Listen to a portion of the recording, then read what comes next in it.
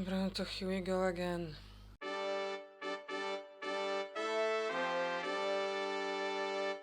Okej, no to ostatnio było ciężko, ale kiedy nie jest ciężko i to jest filmik, o który poprosił nas ważny przyjaciel i raz, że ja faktycznie muszę więcej rysować i chyba po prostu skupię się na nagrywaniu filmików tutaj, bo no nie jestem zadowolony z tego, co widzę na kartce. A dwa, że to pytanie mnie trochę zagięło na początku, bo na pierwszy rzut oka wydaje się dość ciężkie, wiecie, jak zacząć rysować. Ale pyta mnie o to osoba, która nigdy nie trzymała ołówka w ręce i dosłownie zaczyna z poziomu -1. I poziom -1 to jest poziom, gdzie nawet nie wiecie, jakich ołówków czy kartek używać, co to jest dobry cienkopis, and so on. No i teraz tak, bo umiejętność rysunku nie jest tylko tutaj, ale też tutaj. No i wy możecie mieć fantastyczne predyspozycje, ale jeśli już na początku się zrazicie, to no nic nie narysujecie. No i tym gorzej, jeśli rysunek wyda się wam czymś tak trudnym, że wy robicie sobie z nim negatywne skojarzenia, a potem za każdym razem jak chcę coś narysować, to mnie skręca. I uwierzcie mi, z tego się naprawdę ciężko leczy, bo ja mam dalej takie momenty i no, nie polecam. Dlatego wy na początku chcecie się rozrysować. No, wy chcecie nabrać komfortu, ale jednocześnie wyrobić sobie rękę. No, jednocześnie nie chcemy od razu skakać na głęboką wodę, dlatego zaczniemy od rysowania kształtów. Teraz dlaczego kształtów? Bo jak ja sobie coś rysuję, na przykład pozę czy scenę, to ja zaczynam od jej budowy z kształtów. Po czym w następnym kroku dodaję detale. I wy od tych kształtów nie uciekniecie, bo za wami będą chodzić te koła, czy kwadraty, prostokąty, linie, owale, jakieś wieloboki. No i dlatego dobrze jest zacząć je rysować, bo po pierwsze przyda wam się to, co będziecie rysować, po drugie wyrobicie sobie rękę, a po trzecie, no rysując kształty możecie ćwiczyć jeszcze inne potrzebne rzeczy. Od razu mówię, że chcę bardziej się tu skupić na rysunku tradycyjnym, bo jeśli chodzi o digital, to jest jeszcze bardzo dużo innych rzeczy, które wypadałoby tutaj powiedzieć i o tym może będzie osobny filmik, bo my na razie mamy do użytku ciężko, mamy relację toksyczną bardzo z tym czymś. I wy na ten moment potrzebujecie tylko kartki ołówka i to może być jakakolwiek kartka, to może być jakikolwiek ołówek. I jeśli czujecie się mega niekomfortowo i potrzebujecie no, jakiejś dodatkowej pomocy, to no jasne, możecie rysować te kształty na kartce w kratkę, chociaż docelowo będziecie potem chcieli przejść na czyste kartki, ale w tym ćwiczeniu chodzi o to, że wy sami przesuwacie swoje limity. Jeśli uważam, że chcę spróbować czegoś trudniejszego, jeśli czuję się już na tyle komfortowo z tym, co rysuję, no to jasne, możecie iść dalej, ale po prostu róbcie to w swoim tempie, na spokojnie, bo to wam więcej da niż zmuszanie się do czegoś na siłę. I to ćwiczenie też jest dobre w momencie, kiedy chcecie potestować sobie różne ołówki i odkryć to, czym się wam najlepiej rysuje, ale o tym powiem na końcu, bo teraz chcę wam pokazać jakieś przykłady. Także tutaj mamy koła i nie chcę czegoś takiego, że wy się zrazicie po 5 próbach albo uznacie, że o, narysowałem 7 kół, co dalej? Nie. Tutaj mamy właśnie taką przykładową kartkę. Ten pierwszy rząd jest jak pierwszy naleśnik, drugi wyszedł trochę lepiej, ale... Ale chcę, żebyście zobaczyli, że takie pierwsze sensowne koło, z którego jestem zadowolony, wyszło mi przy próbie 41. A ja już trochę rysuję. Druga sprawa, że to nie ma być idealne koło. To ma być koło, którego narysowanie będzie dla was komfortowe. Coś takiego. No właśnie, o to też chodzi, o to, co chciałem wam powiedzieć, że z digitalem jest zupełnie inaczej, bo nawet jak świetnie wam idzie na kartce, to tutaj sprzęt może was zawieść. Ale tutaj z gówniakiem niestety nie. Zwłaszcza, że ja nie rysuję na czymś takim na co dzień, no i to też może być problematyczne, bo tak naprawdę... Właśnie to też jest dobre ćwiczenie na digital, bo ja bym się teraz tutaj uczył od nowa rysować te koła. Ale właśnie, no, teraz jest lepiej, no teraz tak naprawdę to też właśnie tutaj chodzi o software, tutaj chodzi o pędzel, ale naprawdę nagram wam coś nowego, bo to jest dużo informacji. Także wracając, to ma być koło, którego narysowanie będzie dla was komfortowe, a jak to zrobicie, to już jest wasza sprawa, wiecie, bo czasami ktoś, wiecie, zrobi na raz, ludzie mówią, żeby lepiej robić na raz koło, a czasami ktoś chce sobie robić o tak. I to jest okej, jakby wy musicie od czegoś zacząć, to nie ma być idealne.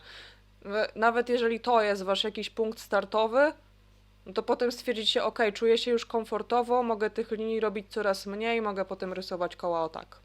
Jest git. Jest genialnie. Bo tak, bo im więcej tych kół będziecie rysować jedno po drugim, tym bardziej wasz mózg będzie się z tym oswajać i będzie próbował wam pomóc robić to szybciej i dokładniej.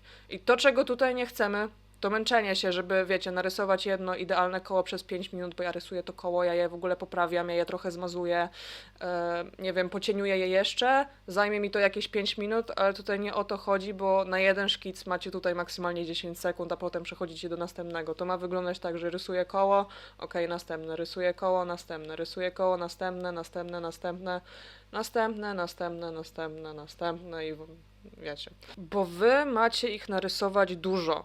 To jak się zawsze mówi, że quality over quantity, czyli jakość jest ważniejsza od ilości, to no nie w tym wypadku, bo my chcemy mieć naprawdę dużo rysunków, bo nasza ręka wyrabia się przez powtórki. Jakby nasza ręka nie wyrobi się od tego, że narysujecie jedno koło, ono będzie ładne i w sumie I call it a day, jakby, nie wiem, idziemy pod drineczka, już jest. I jak widzicie, w momencie, kiedy ja sobie skończyłem kartkę, no to uznałem, że jest za łatwo i zacząłem rysować mniejsze koła w kole, używając szkicy, które już mam. Bo to też jest ważne, rysowanie tego obiektu, wiecie, w różnych rozmiarach. Nie będziemy rysować tylko koła w jednym rozmiarze, ale wy chcecie sobie spróbować. O, teraz większe koło, może mi się ciężej je rysować, teraz jakieś malutkie koło. Tutaj mogę narysować następne koło. O, jest ciężej na przykład teraz, chcę zrobić to dokładniej.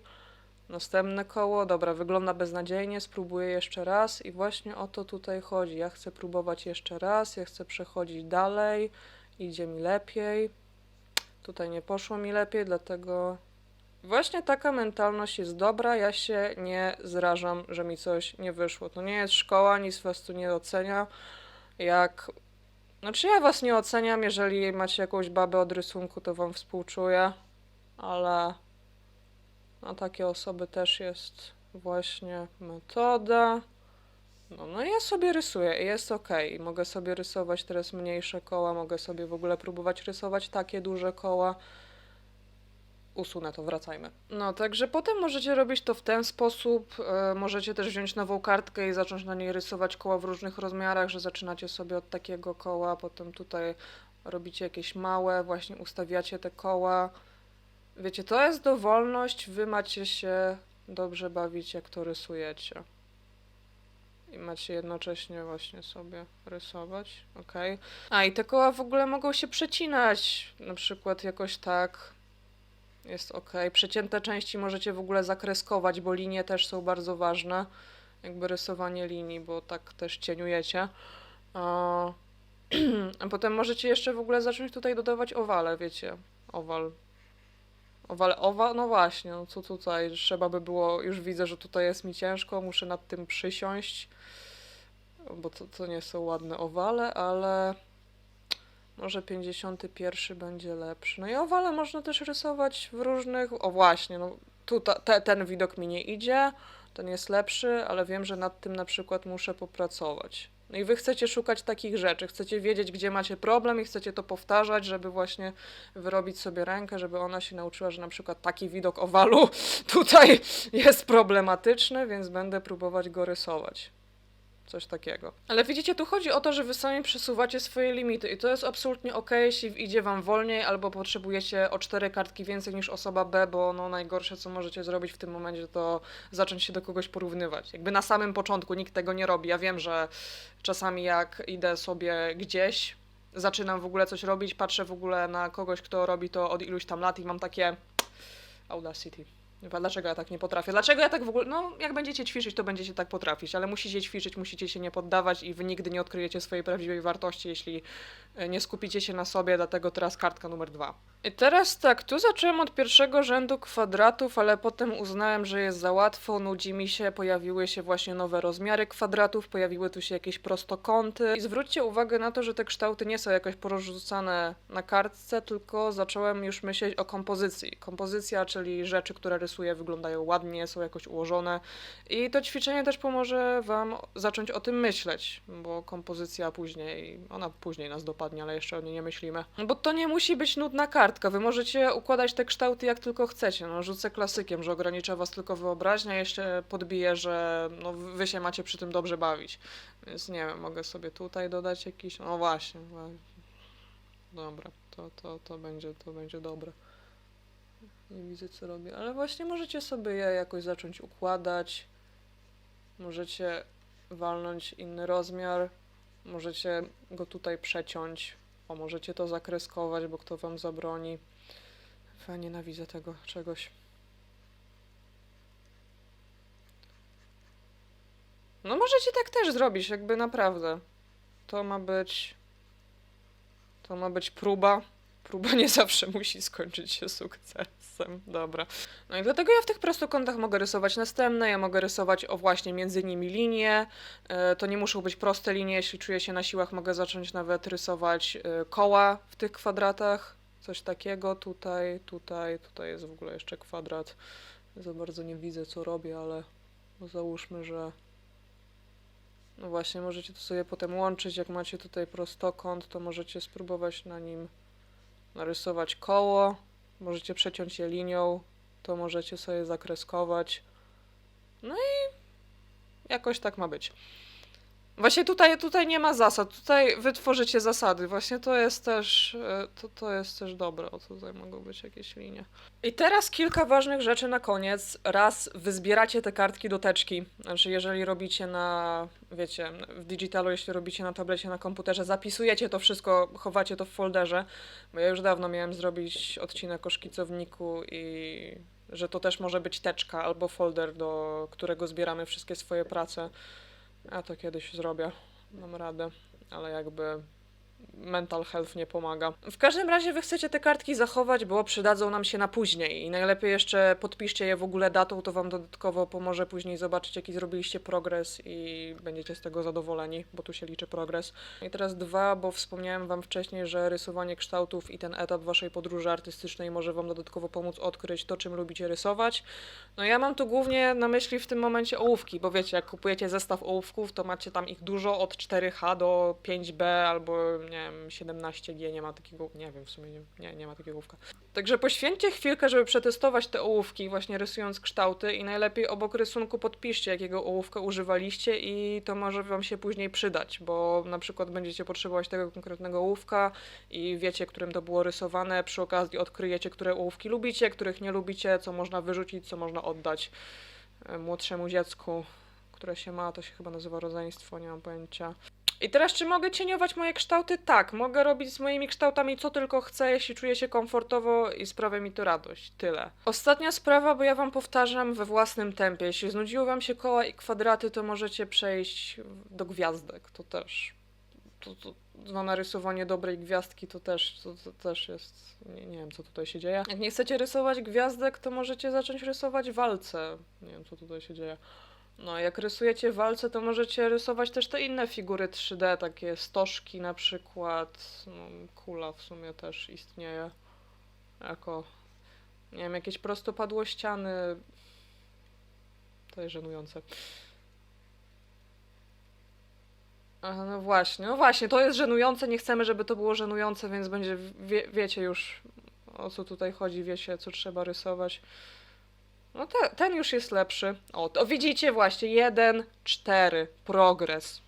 Potrzebujemy czegoś takiego. Aha, i jak ja chcę coś trudniejszego, jeżeli figury 3D już są spoko, już nudzi wam się rysowanie ich, to znajdźcie sobie jakieś zdjęcie szklanki czy butelki i ono powinno wam pomóc narysować ten obiekt. No i w sumie to jest moment, do którego chcecie dojść, że czuję się na tyle komfortowo z tym, co rysuję, że zaczynam używać zdjęć i próbować coś z nich rysować. Aczkolwiek i ja to muszę głośno podkreślić, to jest nadal etap, gdzie liczy się ilość.